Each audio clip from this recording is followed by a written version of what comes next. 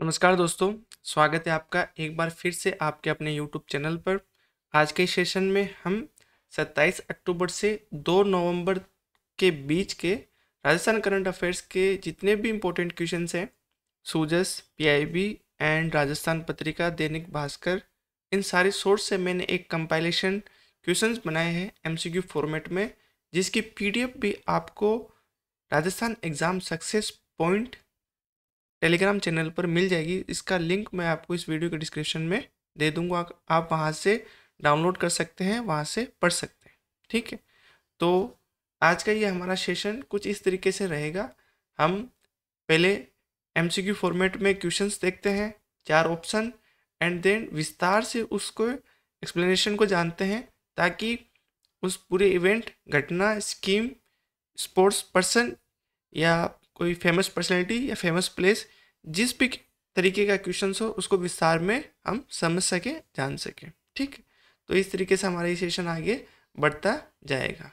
ठीक, तो चलिए दोस्तों शुरू करते हैं आज का हमारा सेशन। एंड फर्स्ट क्वेश्चन है, अजय मेरू जन कल्याण समिति द्वारा आयोजित smart Prithviraj Chauhan cricket T10 महोत्सव 2025 का शुभारंभ कहाँ हुआ और इसका मुख्य उद्देश्य क्या है।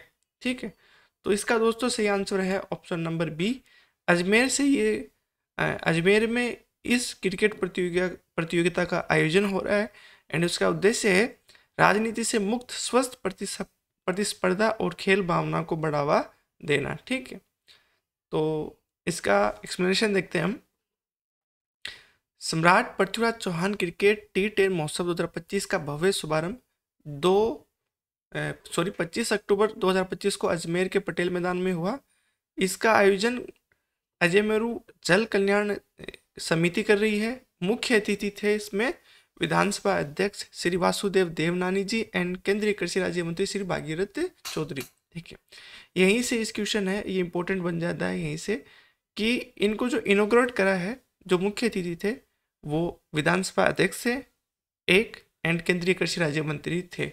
यहीं से ये जो इवेंट है, प्रतियोगिता है, ये इम्पोर्टेंट बन जाता है। सूजत से ये क्वेश्चन लिया गया है इसीलिए क्योंकि राजस्थान में क्रिकेट प्रतियोगिताएं तो बहुत सारी होती है, जो मुख्य होती है, जो सरकारी कम्युनिकेशन चैनल है जैसे सूजस हो गया, एंड गवर्नमेंट का कोई ट्विटर हो गया, या जैसे विधानसभा की वेबसाइट पर जो प्रेस रिलीज होती है उन पर अगर आ रहा है तो वे इवेंट महत्वपूर्ण हो जाता है और उसका हमारे लिए पढ़ना भी इम्पोर्टेंट हो जाता है। ठीक, इसकी अवधि 25 से 30 अक्टूबर तक है, ये इम्पोर्टेंट नहीं है। बाकी उद्देश्य तो यही है, राजनीति से पूर्ण मुक्त प्रतियोगिता के माध्यम से युवाओं को स्वस्थ प्रतिस्पर्धा, खेल भावना और आत्मविश्वास के साथ आगे बढ़ने का अवसर प्रदान करना। ठीक है, नेक्स्ट क्वेश्चन दोस्तों, राजस्थान में विशेष गहन पुनरीक्षण स्पेशल इंटेंसिव रिवीजन SIR कार्यक्रम के अंतर्गत मतदाता सूची का अंतिम प्रकाशन किस तिथि को किया जाएगा। तो ऑप्शन नंबर डी, 7 फरवरी 2026 को स्पेशल इंटेंसिव रिवीजन की जो प्रक्रिया है वो पूरी होगी, एंड अंतिम प्रकाशन जो फाइनल इलेक्टोरल रोल्स है उनको जारी किया जाएगा। ठीक, तो मुख्य निर्वाचन अधिकारी हमारे राजस्थान के हैं नवीन महाजन जी। उन्होंने बताया कि राजस्थान में विशेष गहन पुनरीक्षण की प्रक्रिया 28 अक्टूबर 2025 से 7 फरवरी 2026 तक चलेगी। इस दौरान 28 इनको फेजेस में बांटा गया। ठीक है, अलग अलग फेजेस हैं, इनको हम पढ़ते हैं। ठीक है, 28 अक्टूबर से 3 नवंबर 2025 तक प्रशिक्षण एवं गणना प्रपत्र मुद्रण का कार्य किया जाएगा। 4 नवंबर से 4 दिसंबर तक घर घर वितरण व संग्रहण किया जाएगा। 9 दिसंबर 2025 को ड्राफ्ट मतदाता सूची प्रकाशित की जाएगी। 9 दिसंबर से 8 जनवरी 2026 में दावे व आपत्तियों की सुनवाई की जाएगी। 9 दिसंबर से 31 जनवरी के बीच नोटिस, सुनवाई व सत्यापन का चरण होगा, और 7 फरवरी 2026 को अंततः अंतिम मतदाता सूची का प्रकाशन किया जाएगा। इस कार्यक्रम के तहत 52,469 BLO द्वारा प्रदेश के 5,48,00,000 मतदाताओं का स्थापन किया जाएगा। ठीक,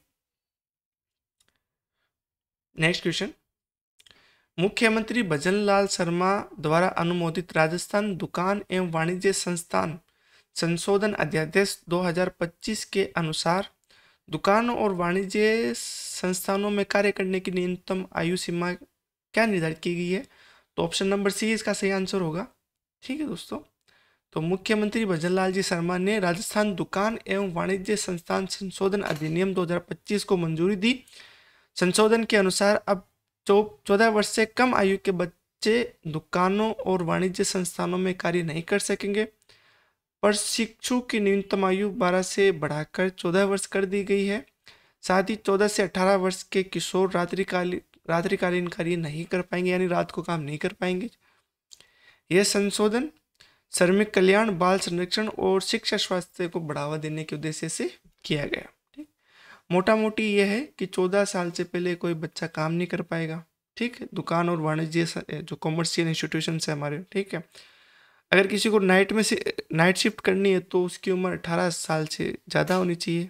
ठीक है, 18 साल से कम का बच्चा नाइट शिफ्ट नहीं कर पाएगा। ठीक, नेक्स्ट क्वेश्चन की तरफ बढ़ते हैं अपन। पर ड्रॉप मोर क्रॉप के अंतर्गत सूक्ष्म सिंचाई परियोजना यानी माइक्रो इरिगेशन स्कीम्स में राजस्थान के लिए केंद्रीय कृषि मंत्री शिवराज सिंह चौहान द्वारा वित्तीय सहायता का प्रतिशत कितना किया गया? ठीक, तो ये 40% किया गया है 20% से। ठीक, केंद्रीय कृषि एवं ग्रामीण विकास मंत्री हैं श्री शिवराज सिंह चौहान जी और मुख्यमंत्री हमारे भजनलाल जी शर्मा जी हैं। इनकी बैठक हुई और इनकी बैठक में ये डिसाइड हुआ कि पर ड्रॉप मोर क्रॉप योजना के तहत राजस्थान को 20% की जगह 40% तक राशि बढ़ाने का निर्णय लिया गया है। साथ ही राज्य के 8 कम उत्पादकता वाले जिलों को प्रधानमंत्री धन धान्य कृषि योजना में शामिल किया गया है। और जो सिंचाई हेतु टांकों की व्यवस्था है उस पर रोक लगा दी गई थी, उसको भी पुनः जारी रखने का फैसला हुआ है। इन निर्णयों से किसानों की उत्पादकता और जल प्रबंधन सुधार में बढ़ोतरी होगी। ठीक, तो ये आप आंकड़ा ध्यान रखना कि जो पर ड्रॉप मोर क्रॉप के अंतर्गत जो माइक्रो इरिगेशन स्कीम्स में उसमें वित्तीय सहायता जो बढ़ाई गई है राजस्थान के लिए वो पहले 20% थी, अब 40% हो गई है। ठीक, नेक्स्ट क्वेश्चन। राजस्थान में अत्याधुनिक तकनीक युक्त स्लीपर वंदे भारत ट्रेनों के अनुरक्षण हेतु भगत की कोठी जोधपुर में मेंटेनेंस सह वर्कशॉप डिपो के द्वितीय चरण के कार्य को कितनी राशि की स्वीकृति प्रदान की गई है?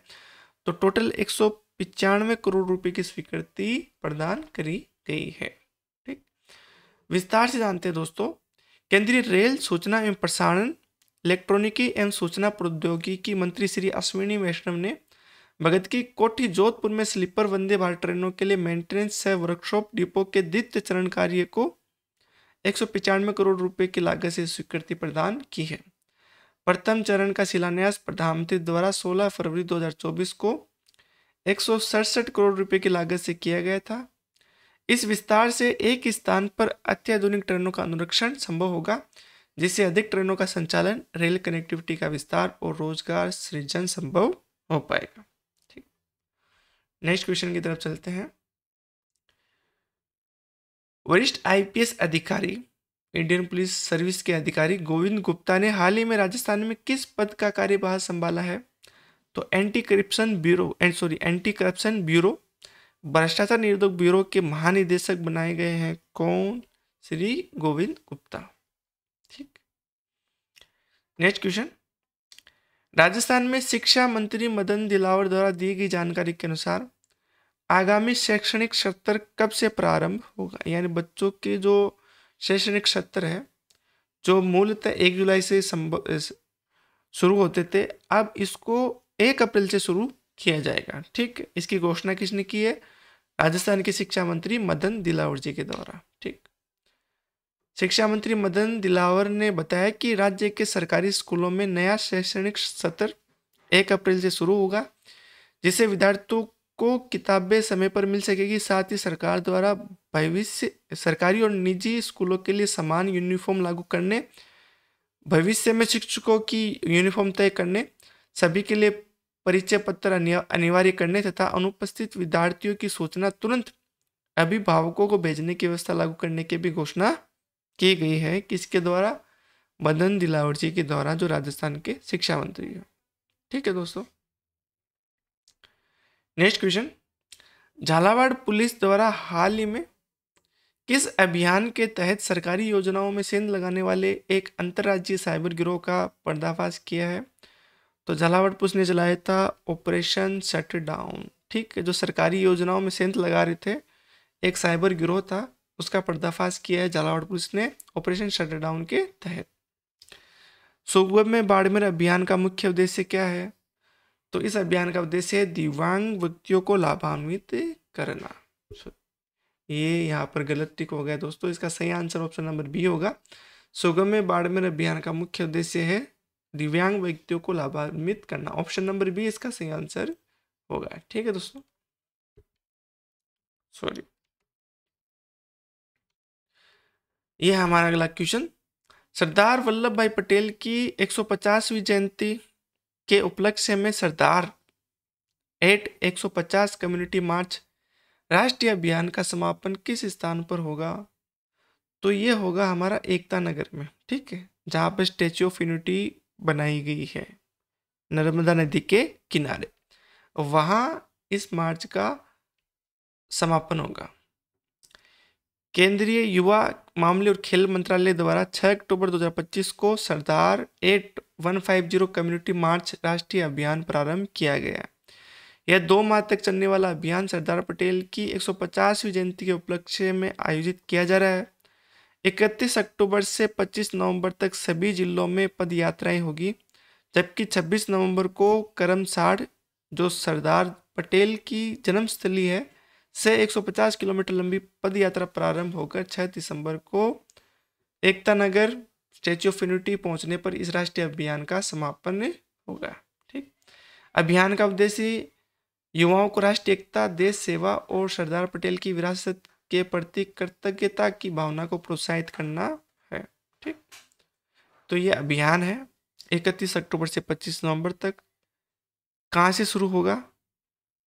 ये शुरू होगा आपका करमसाड़, ठीक है, वहाँ से शुरू होगा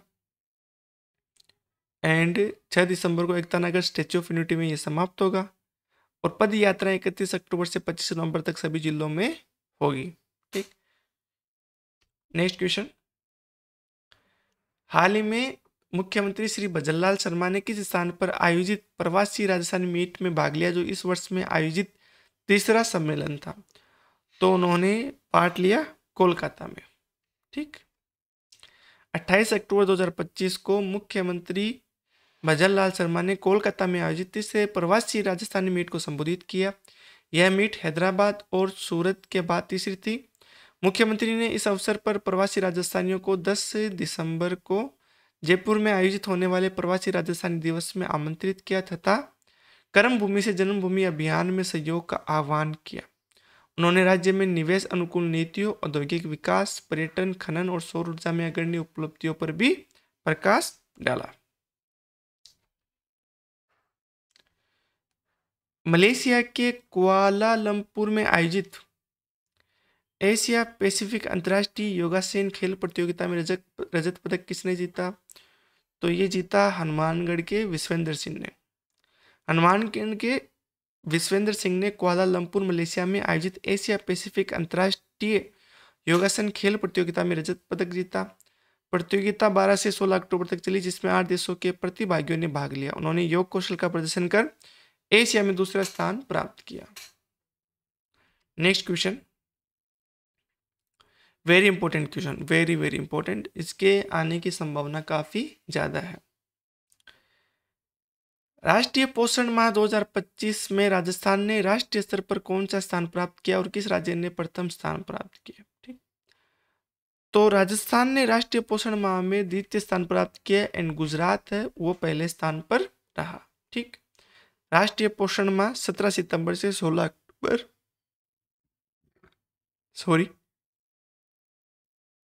17 सितंबर से 16 अक्टूबर 2025 के मध्य बनाया गया, की अवधि में बनाया गया।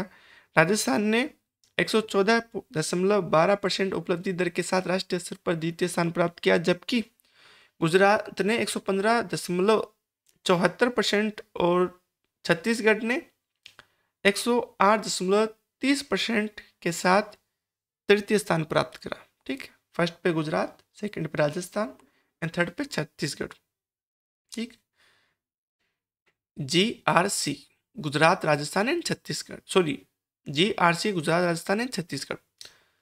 राजस्थान के उत्कृष्ट प्रदर्शन का श्रेय उप मुख्यमंत्री महिला एवं बाल विकास मंत्री दिया कुमारी के निर्देशन में विभाग की प्रभावी रणनीति आंगनबाड़ी कार्यकर्ताओं एवं सहायिकाओं के समर्पण को दिया गया।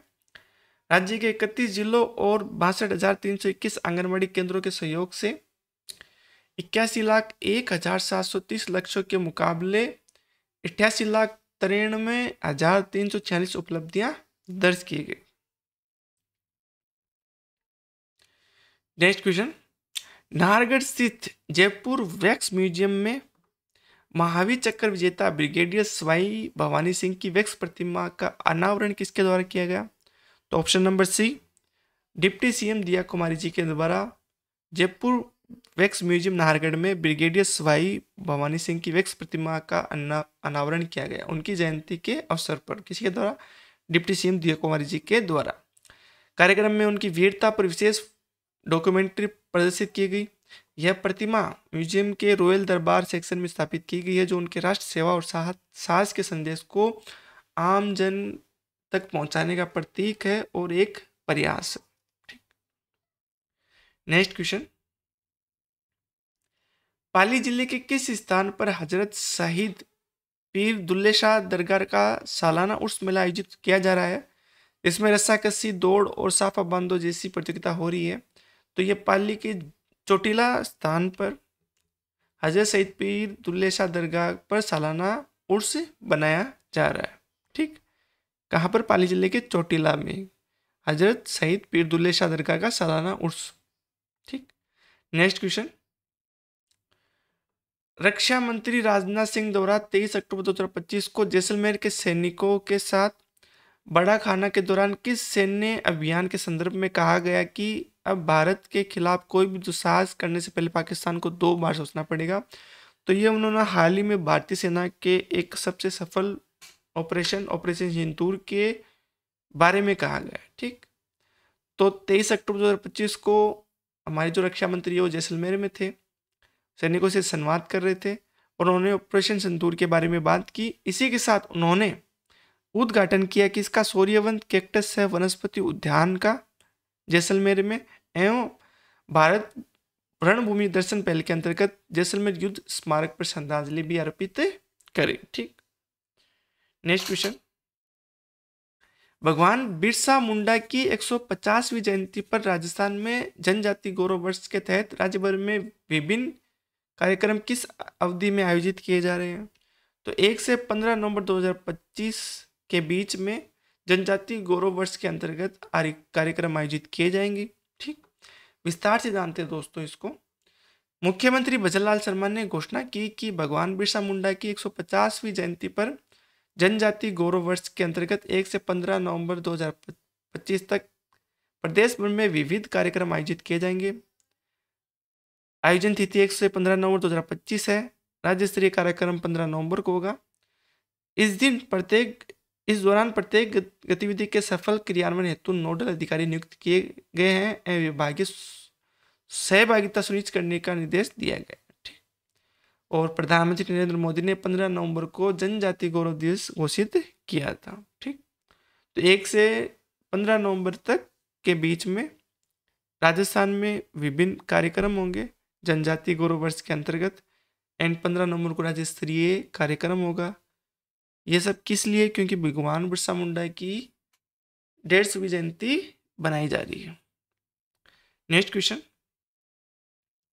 राजस्थान तकनीकी विश्वविद्यालय कोटा में नवनिर्मित स्टूडेंट एक्टिविटी सेंटर का लोकार्पण किसके द्वारा किया गया और इसका मुख्य उद्देश्य क्या है? इसका लोकार्पण किया गया राज्यपाल हरिभाऊ बागड़ी जी ने और विद्यार्थियों में छिपी प्रतिभा को उभारना इसका उद्देश्य है कि इसका नवनिर्मित स्टूडेंट एक्टिविटी सेंटर का। तो 29 अक्टूबर 2025 को राज्यपाल श्री हरिभाऊ बागड़े ने राजस्थान तकनीकी विश्वविद्यालय कोटा में नवनिर्मित स्टूडेंट एक्टिविटी सेंटर का लोकार्पण किया। उन्होंने कहा कि यह सेंटर विद्यार्थियों में सृजनात्मक गतिविधियों को बढ़ावा देते हुए छिपी हुई प्रतिभा और कौशल को निखारने का कार्य करेगा। राज्यपाल ने व्यवहारिक ज्ञान और नई शिक्षा नीति 2020 के महत्व पर भी जोर दिया तथा विद्यार्थियों से राष्ट्र निर्माण में योगदान का आह्वान किया। नेक्स्ट क्वेश्चन, रामगंज मंडी में 158 करोड़ रुपए के विभिन्न विकास कार्यों के लोकार्पण और शिलान्यास के अवसर पर श्री बिरला ने कोटा स्टोन की विश्व स्तरीय पहचान हेतु कौन सी घोषणा की? उन्होंने कोटा और बूंदी में स्टोन पार्क की स्थापना की घोषणा की। ठीक, यही इंपॉर्टेंट है, आप इसको पढ़ लीजिएगा। ठीक है दोस्तों।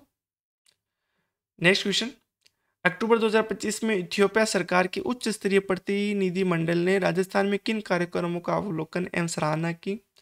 तो उन्होंने राजीविका द्वारा संचालित राष्ट्रीय ग्रामीण आजीविका मिशन कार्यक्रम के अवलोकन एवं सराहना की। किसके? इथियोपिया सरकार के एक हाई लेवल डेलीगेशन ने। 30 अक्टूबर 2025 को इथियोपिया सरकार के 29 सदस्यीय उच्च स्तरीय प्रतिनिधि मंडल ने राजस्थान में राजीविका द्वारा संचालित राष्ट्रीय ग्रामीण आजीविका मिशन के कार्यक्रमों का अध्ययन किया। दल में 15 सदस्य इथियोपिया सरकार से, 3 विश्व बैंक से, 7 माइक्रोसेव कंसल्टिंग से तथा 4 राष्ट्रीय ग्रामीण आजीविका मिशन से शामिल थे। प्रतिनिधिमंडल ने अलवर जिले के ग्रामों में स्वयं सहायता समूह यानी सेल्फ हेल्प ग्रुप, ग्राम संगठन, क्लस्टर, महासंघ, महिला एफपीओ, फार्मर प्रोड्यूसर ऑर्गेनाइजेशन और उत्पादक समूह यानी प्रोड्यूसर ग्रुप की गतिविधियों का अवलोकन किया। जयपुर मुख्यालय पर राज्य मिशन निदेशक श्रीमती नेहा गिरी ने राजीविका की गतिविधियों पर विस्तृत प्रस्तुति दी और विभिन्न बैंकों ने समूह को दी जा रहे ऋण की जानकारी साझा की।